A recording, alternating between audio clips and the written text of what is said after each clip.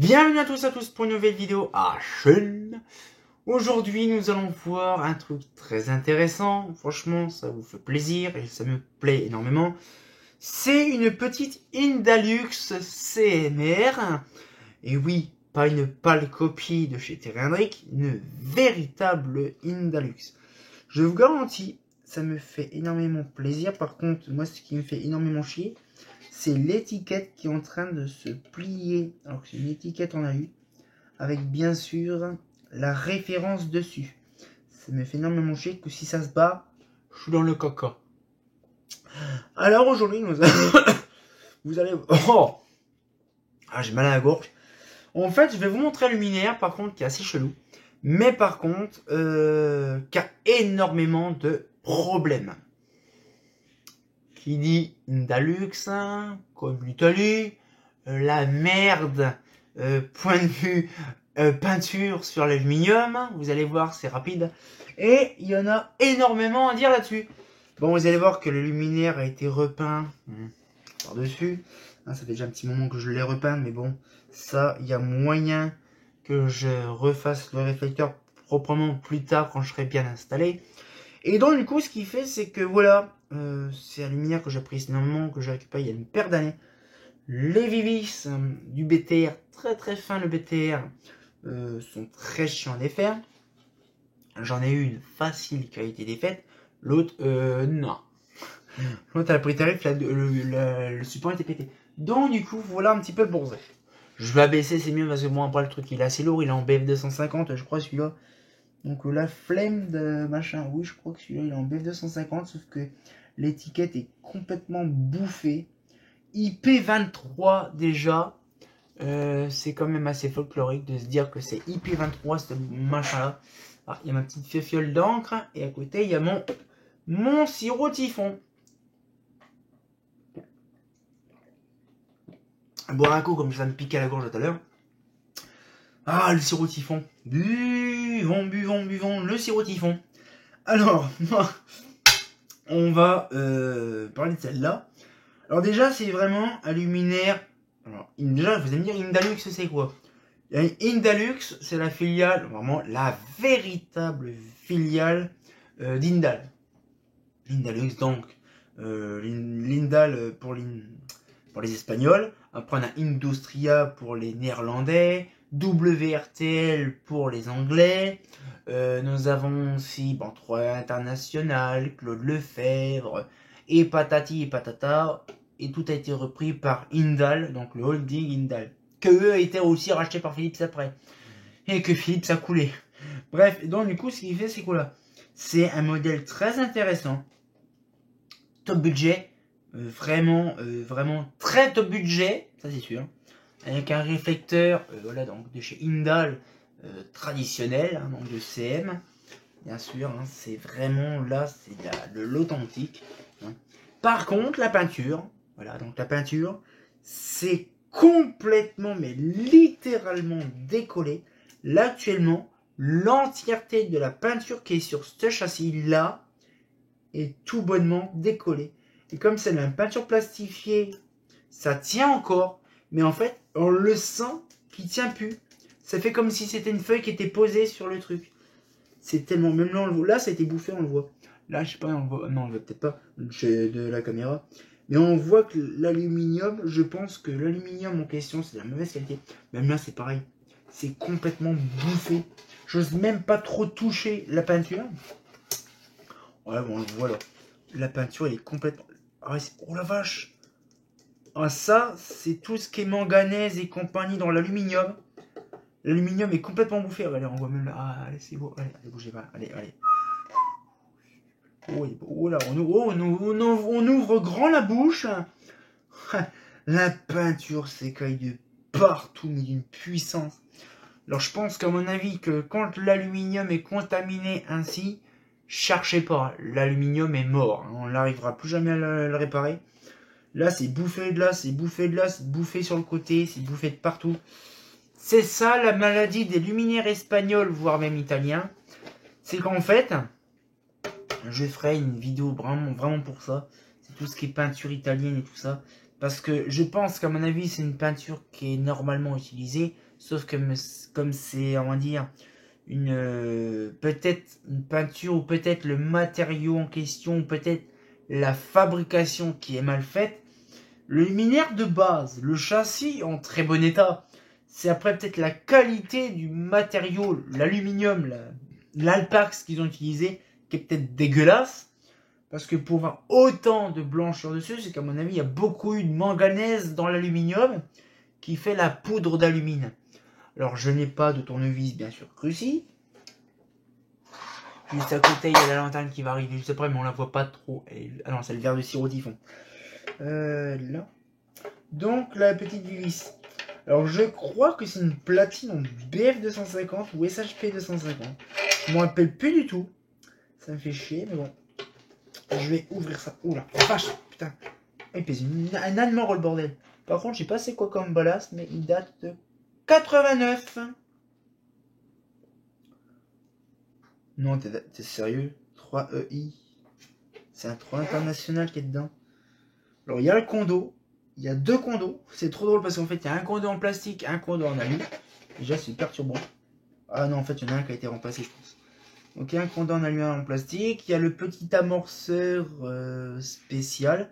Donc, ça doit être un SHP 250. Un SHP 250. Par contre, le plastique, la couleur du plastique à l'intérieur de la peinture est différente. Il est un peu plus gris clair que gris dégueulasse de l'extérieur. C'est trop perturbant. Et donc, du coup, on voit très bien. En fait, il y a eu 2. Ah, d'accord. Ils ont éclaté le domino pour les fils. D'accord, ok, d'accord. Ils ont rajouté un. Ah, d'accord. Ça a été mis directement sous 220 directos. Ah oui, en fait, c'est-à-dire qu'en fait, je vous montre, allez, ils ont carrément mis un domino avec directement l'alimentation double 220. Et en fait, le truc, c'est que le domino de base, la sortie de lampe est là, et puis l'arrivée domino est là. Donc, à mon avis, je pense que c'est pour ça qu'ils l'ont démonté, c'est qu'à mon avis, la platine est en défaut. Et arrivé à un moment, la flemme agite, hop, ça dégage. Parce que ça, c'est pas moi qui l'a mis comme ça. Ça, c'est sûr, c'est pas moi, parce que j'aurais jamais voulu faire comme ça. Moi, j'aurais fait en sorte même de remplacer le ballast s'il faut, mais j'aurais pas mis comme ça en vrac. Mais voilà un petit peu le truc. Voilà, c'est pareil le délire. Ils mettent des machins spéciaux dedans. Ils mettent des amortisseurs comme ça. Les amortisseurs ils tiennent même pas dedans. Ah bah déjà je comprends déjà de la débilité déjà. Hein. Déjà que l'amortisseur déjà du bas, le condo du bas déjà il est mal mis. Qu'est-ce que c'est cette merde? Oh putain, c'est vrai, il faut défaire la platine et tout. Je comprends pourquoi que la machine est complètement en vrac. C'est qu'en fait, c'est une vis quoi, une vis crucie. On va essayer de dévier ça pour pouvoir faire ça proprement. Ah oui, c'est pour ça que je peux. Ah si. Ah, je suis bien pour dévisser une vis, moi. Hein. Je suis bien comme ça.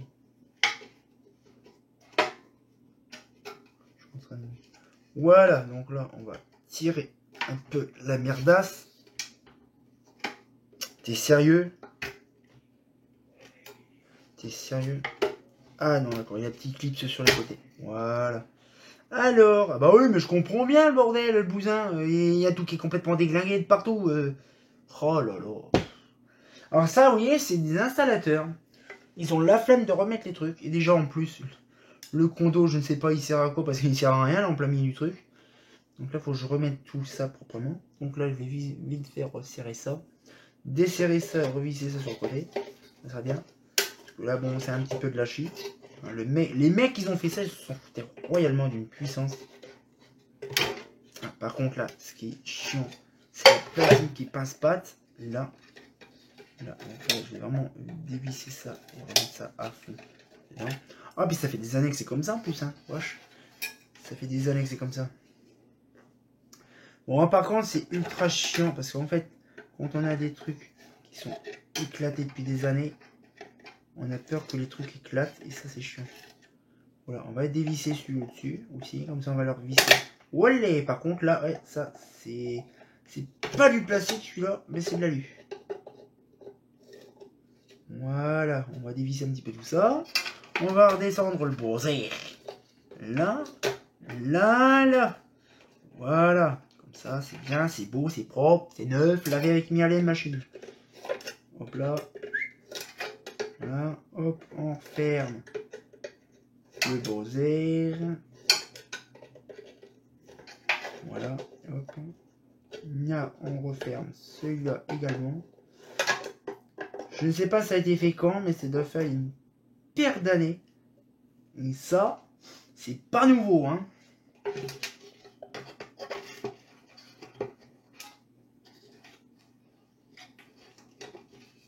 Ah là là, la merde. C'est vraiment de la merde. En fait, vraiment, ça se voit que les luminaires, que ça soit espagnol, surtout certains luminaires espagnols, notamment ça. Bah, après, on dit que c'est la merde, mais d'un autre côté, si ça a mal été entretenu ou mal géré, ça peut être faisable aussi. C'est que, ben, en fait, le luminaire, c'est devenu de la grosse merde. Déjà, point de vue qualité, je ne sais pas, ça devait coûter combien à l'époque. C'est quoi encore comme merde? Oh là là là là, c'est infernal. C'est vraiment infernal ce truc là. C'est sérieux. Oh là là, le merdier, c'est impressionnant. Le merdier que c'est pour simplement remplacer un truc dans le ballast. Heureusement que le ballast, on n'y va pas tous les 2 semaines pour remplacer un truc dedans. Parce que je vous garantis, ça va être une sacrée dingue. Mais voilà. Avec la belle petite Indalux. Mais franchement, je vous garantis, c'est quand même une dinguerie. Vous imaginez un peu le truc.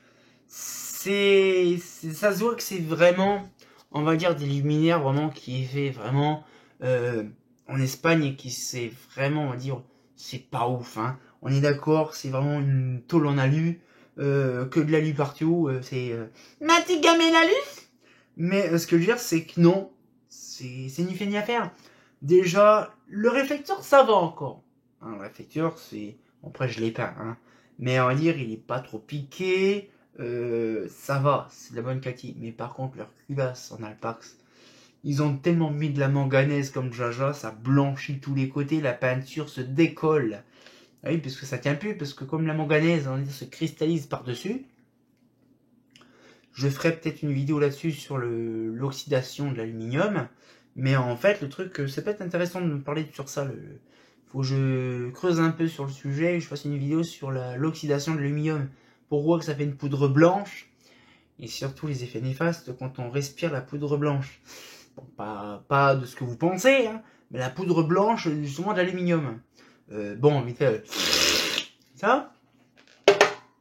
L'aluminium, de base, il y a du manganèse et tout ça dedans. Pour faire de l'Alpax, il n'y a pas que de l'aluminium. Hein. C'est une fonte d'aluminium à tort. Hein. C'est, on va dire, un aluminium qui dit, on va dire, comment on pourrait dire, verbalement dit de la fonte d'alu. Ce n'est pas de la fonte d'alu. Parce que la fonte, en question de la fonte d'alu, c'est généralement utilisé pour le fer, pas l'alu. On dit pas de la fonte d'alu, on dit de l'alu coulé. Voilà.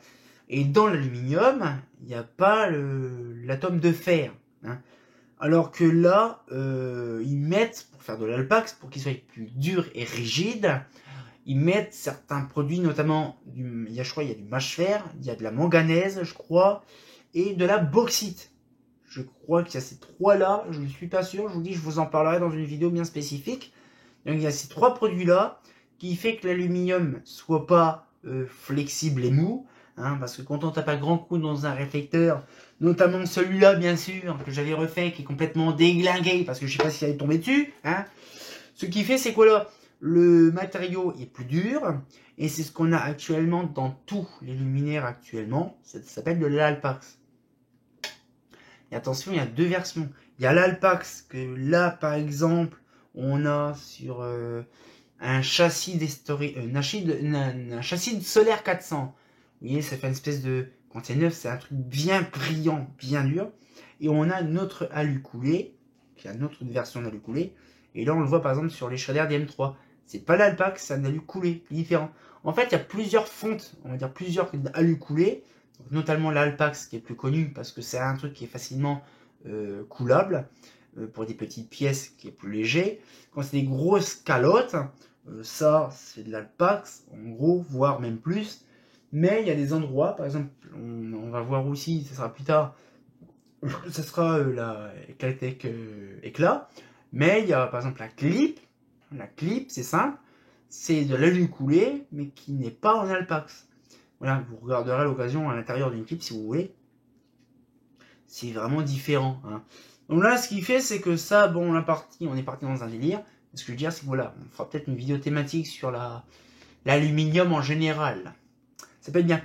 Donc, j'espère que la petite vidéo vous a plu. On se retient encore pour une nouvelle vidéo. Et comme de bien entendu,